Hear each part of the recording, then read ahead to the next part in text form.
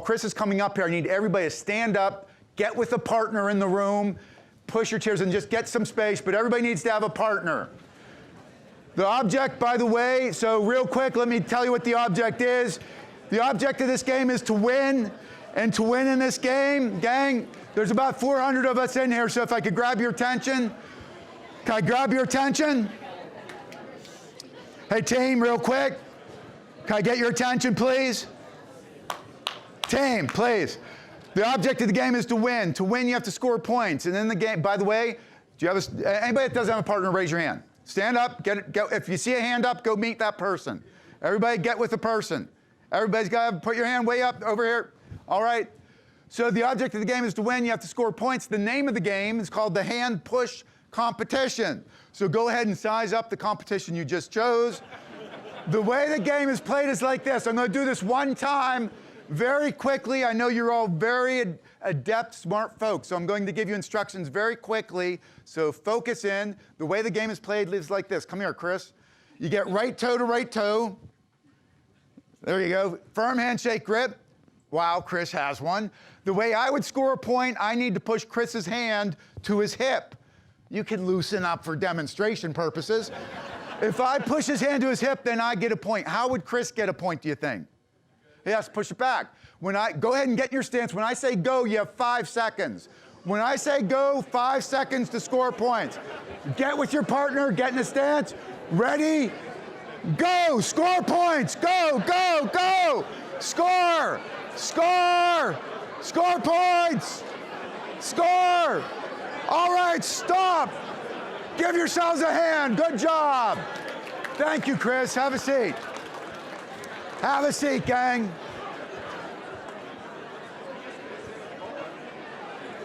All right.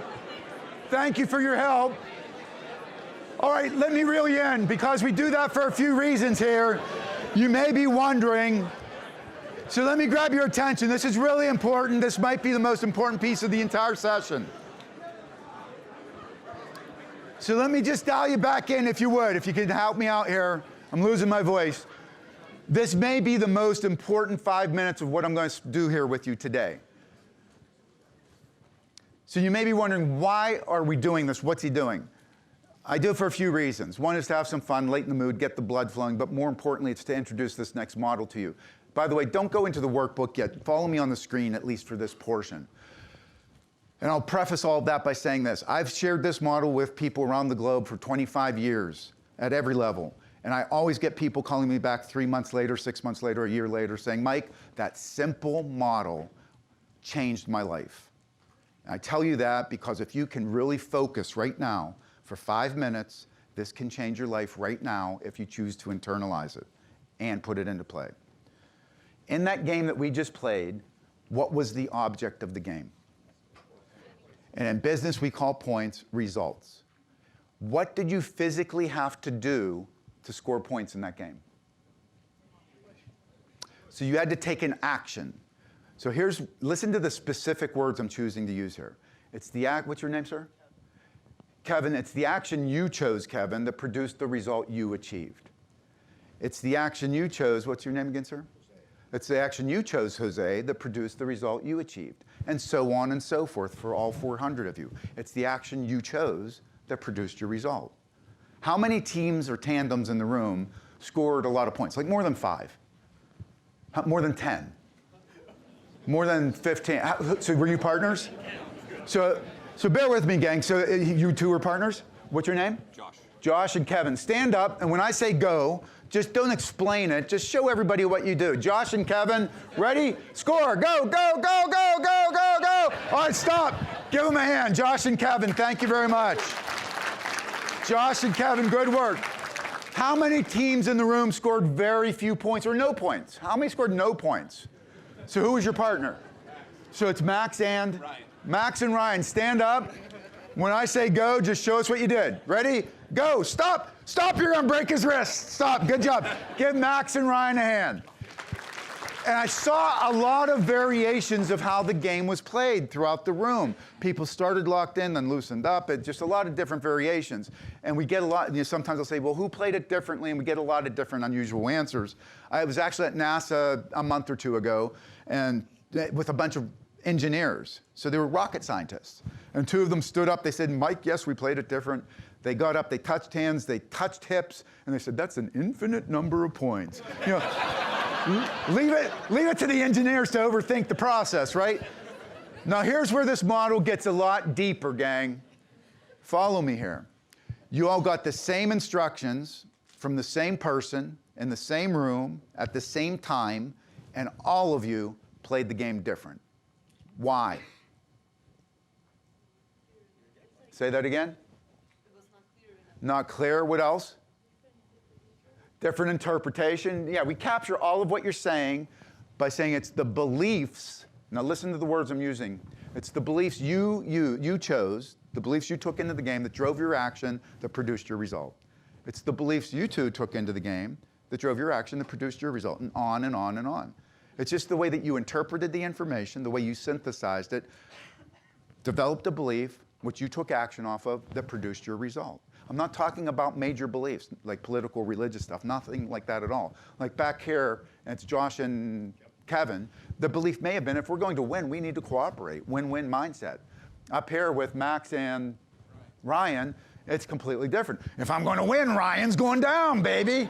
Win-lose mindset, right? Completely different. It's just the way you interpreted it drove the action. And I did give you some instructions there, but was I crystal clear on the instructions? I told you the object was to win, didn't I? Did I tell you who you were competing against? You could have determined it's my partner and I against every other team. Or you could have determined it's me against my partner. It's just the way you interpreted all the information, developed a belief that drove your action, that produced your result. Where do we get, as human beings, where do we get these beliefs? Where do they come from? Who said that? Someone I heard over here. Say it again. Don't be shy. Someone said it.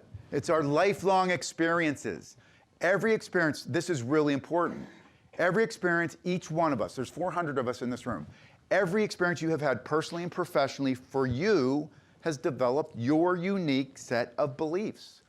You will take action off of those beliefs and it will produce whatever results you're achieving in your lifetime, personally and professionally. Everything you've achieved personally and professionally to date is a direct result of the beliefs you have and the actions you chose to take from those beliefs. And there's 400 of us, so we all have a distinct set of operating beliefs. However, let's take it back to the business realm. When a team or department or company is not achieving their desired result, where on that model do they tend to focus? Almost always at the action layer. What's your familiarity with action plans? When action plan A doesn't work, what do? Go to B, and if B doesn't work, C, or change the result. If you find you're spending a lot of time here at the action layer, enforcing compliance around policies and procedures, telling people what to do, when to do it, and how to do it, that is a big red neon blinking sign saying you have some beliefs in your culture that are holding you back. I'll give you an example.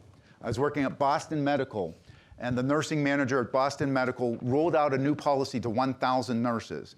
And it said, for every new patient, you need to fill out this new form. The nurses looked at the form and they said, there's nothing on this form that we are not already finding through some other process or system. So what's the nurse's belief about the new form? It's a waste of time. So what do you think their most likely action will be? They're not going to use it, or if they do, half-hearted attempt, right? Here's a critical question. Can the nursing manager, if she chooses to, enforce compliance and make them use it? Stand over their shoulder and say, fill it out. Yeah, she's the boss. But when she's off across the street in a different building doing something different, now what action will the nurses take? They won't do it.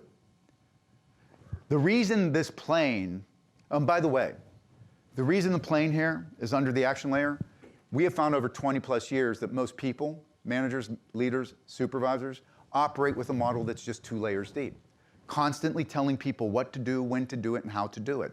The problem with that is it's energy draining, time consuming, and you end up spinning your wheels because when you're not enforcing compliance, people will always revert back to their beliefs, and that's what they'll take action off of. The bottom 3 layers of this model, the way we think, which is right here, the way we think and our actions, the way we think and act and our actions, the way we think and act, that's your corporate culture. Or it's your team's culture. How many people are on your team? It's 3 people. You have a 3-person culture. The way those 3 people think and act is producing your results. This room has 400 people. The way all 400 of you think and act produces this team's results. Your financial results, your operational results, your customer results, your employee results. The way we think and act produces our results. If you have to achieve better results in the future, can we expect to achieve better results if we keep thinking and acting the way we always have? What's the definition of insanity? Doing the same thing over and expecting to achieve a different result. If you take nothing else from our time together this morning, just take this. Every action each one of us in this room takes is an experience for everybody else watching you. And here's the kicker. It's either reinforcing what they already believe about you, or you're fostering a new belief they will hold about you. And if you're aware of that, you're always thinking, is the belief I'm developing in this other person or this other team helping me get the results I want personally and professionally? It's about self-awareness. Too many people are just right up here and they're not fully aware of the experiences they're creating for others around them and the beliefs they're instilling in those people, those teams, customers, whoever it might be. Just remember, everything you do is an experience for everybody watching you. And it's reinforcing what they already think about you, confirming their belief, or you're developing a new beliefs. Are those beliefs helping you get the results you want? The other thing is this belief layer right there. When somebody gives you feedback, it's simply their belief. And guess who made them believe what they believe? You did. Even if they misinterpreted the experience. Don't ever filter feedback. Don't argue with it. Don't get defensive, because you're the one that made them think what they think. They either had a direct experience with you, they watched you from afar, or maybe there's stories being told about you. Stories are third-party experiences. And it's just what they think. And telling someone they're wrong or they're misinterpreted the experience, it's not going to shift their belief. If you want to shift someone's belief, what does this model suggest you would have to do? Create a new experience. And sometimes you can shift someone's belief with one new experience. Sometimes they might have such a deeply embedded belief in their head, you might need to create 100 new experiences. I'll give you an example. My 2 sons, my younger son, Nick, when he was 10 years old, was viciously attacked by a wild dog when we were on vacation in Mexico. To this day, he's 23, 13 years later, he's petrified of dogs. 6'3", 240, he could eat a dog, but he is petrified of dogs. He could see one 100 yards away, he gets really antsy. We've tried a lot of good experiences over the years with Nick and dogs, stuffed animals, neighbors' dogs, families' dogs. He wants no parts of dogs. We were body surfing last summer. He and I were out in the water, and I see this guy strolling down the beach, tossing a tennis ball to a dog that was no bigger than a loaf of bread. I'm thinking, oh, what's he going to do when he sees the dog? He turns around, sees the dog, starts hyperventilating, goes into a panic attack, nearly drowned me by pulling me under the water. His belief about dogs is so deeply embedded in his brain, it may never shift. The same son, when he was 6 years old, I remember this like it was yesterday, take him to his pediatrician, who's a female physician. He's sitting up on the examination table, and my wife and I are both in there with him. The doctor walks in the office. He looks up at me. He says, "Dad, ladies can't be doctors." I said, "He didn't get that from me." I said, "Nick, women can do anything they want to do." And he said, "Oh, okay." So his belief about women not being able to be doctors changed on better information. And I only tell you those 2 extreme examples because every one of us in this room, people hold beliefs about every one of us. A lot of it's helping you get what you want, but people may have beliefs about you that are impeding you from achieving the results you want. And if you want to shift it, you have to take ownership and accountability to create the new experiences. It's the only way. You can't just tell somebody you shouldn't believe that. They do believe it. They'll shift their belief when they see the new experiences. If you're only focused up there at the hands and the feet, the actions people are telling, enforcing compliance around policies and procedures, what are you neglecting? I'll give you a clue. The head and the heart. Why do people think what they think? That's why change is so difficult. People cling to their beliefs with every fiber of their being. You can tell people to change all day long, but when you're not around, they will always revert back to their belief. What you do speaks so loud, I cannot hear what you say. Remember the hand thing we did to start?